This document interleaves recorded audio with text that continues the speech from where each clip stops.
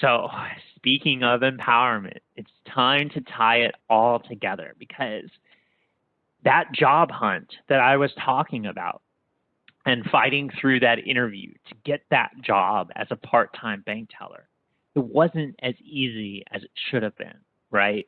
There were so many barriers and obstacles, but I prepared for each barrier and obstacle by using empowerment and by using empowering data to combat any potential objection.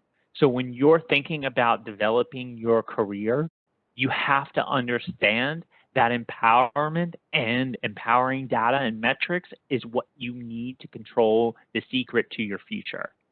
So I had these job interviews, and they started out about 15 minutes on average. The 15-minute ones were the ones that I was having the door slammed in my face. Okay, there was about 15 of those. I had to go through 15 of those before I figured out that I needed education. And those first 15 were atrociously bad. I was building up my confidence. I was building up to be able to educate others. I was doing my own investment in my research. And that's what helped me get to the longer interview. So then the next 10 interviews were all about maybe about 45 minutes average, which a 45-minute average interview is a heck of a lot longer. And the reason it was longer was because I was using education to make a big difference. But then I sat there and I was thinking, okay, let me put on my hiring manager hat on from before when I used to run the team of 50 people. What am I missing? And it's great. I have this inspirational story. I'm overcoming obstacles and I'm educating others. But what's the missing element? And empowerment was the missing element.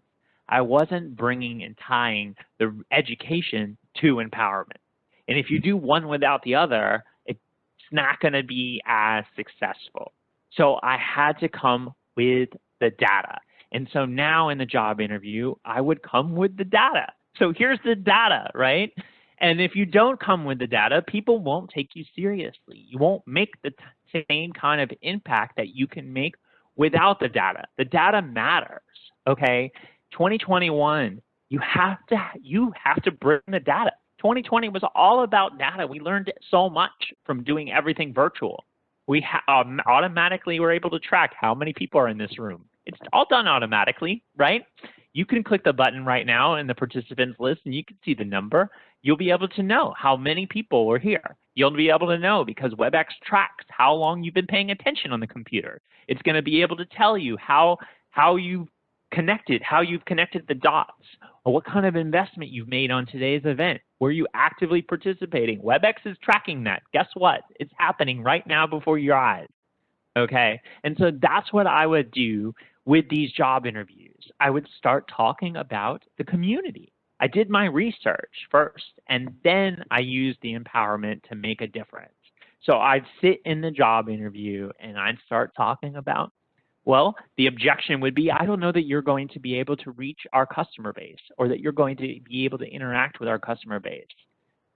And I would say, well, honestly, I'm going to help you interact with a whole new customer base. We're going to connect with the 1.4 million LGBT business owners that exist in America who are contributing $1.7 trillion to the United States economy, which would be the 10th largest economy in the world, even bigger than Russia.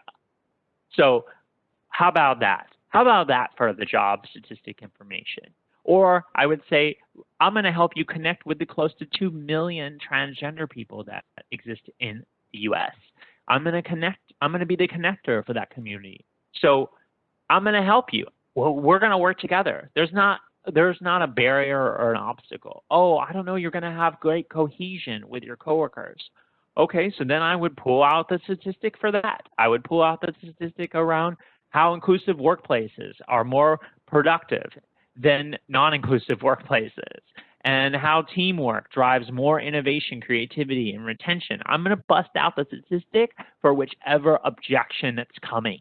And you can use this model in all of your career development path. And so you also have to track the results and get involved in the community. now. Now you're moving through empowering your differences. You're shifting your movements a little bit to be more purposeful and actionable because you're tracking results and measuring results. So that's what I started to do, to be able to move from a part-time bank teller to being a VP for diversity and inclusion was a huge leap. To do that in less than 5 years is even larger than that. And in order to do that, I had to be connected at such a great level, but also tracking the results from all of my connectivity. So if I was attending a workshop or an event with the transgender community, you can bet I had my my items and I was writing down how many people I was building a relationship with. I was tracking how many people attended the event, and I would ask them what their internet impressions were. I was finding out every single trackable information from all of my engagement. And so recently I had the opportunity with the NGLCC. As you heard in my bio, I'm a member of the Corporate Advisory Council for that organization. And so together with their leadership, we forged and created the Trans Inclusion Task Force, the Trans and Gender Nonconforming Inclusion Task Force. And the work of this task force, as you see on the screen, is about economic empowerment.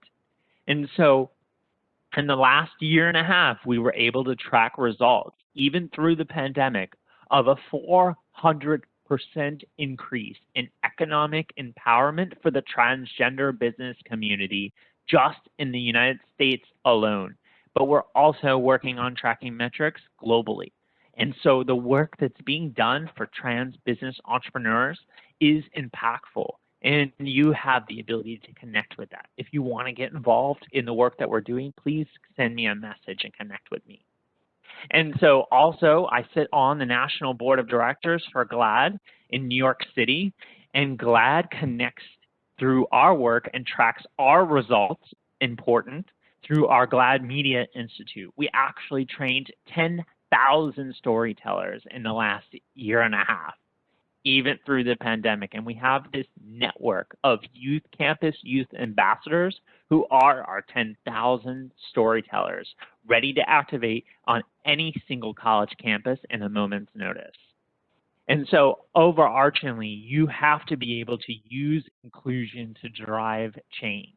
This is one of those key drivers that you can use to showcase how you make a huge impact. So use your education, right? Seek out the opportunity to work with my organization around more additional workshops that can really leverage your differences. Use them to help embed inclusion in your culture. Everyone contributes to the control of your culture and how you interact with it and how you use your culture to drive change. And then lastly, remember how this all ties up to leadership. This would be an excellent opportunity for you to realize that leadership development is the key secret success that drives everything that we're talking about together. This is your opportunity to start thinking about questions that you have for me, because I'm getting near the end here. And so I want you to start going and looking at the question box there for the chat and think of questions that you can ask that are going to be really impactful for others. If you have a question about the trans community, I do present this as a safe space. So if you want to ask that kind of question, you can do that. But I really challenge you to ask questions that lend more in the inspiration and empowerment space, because that's where we can really create so much change.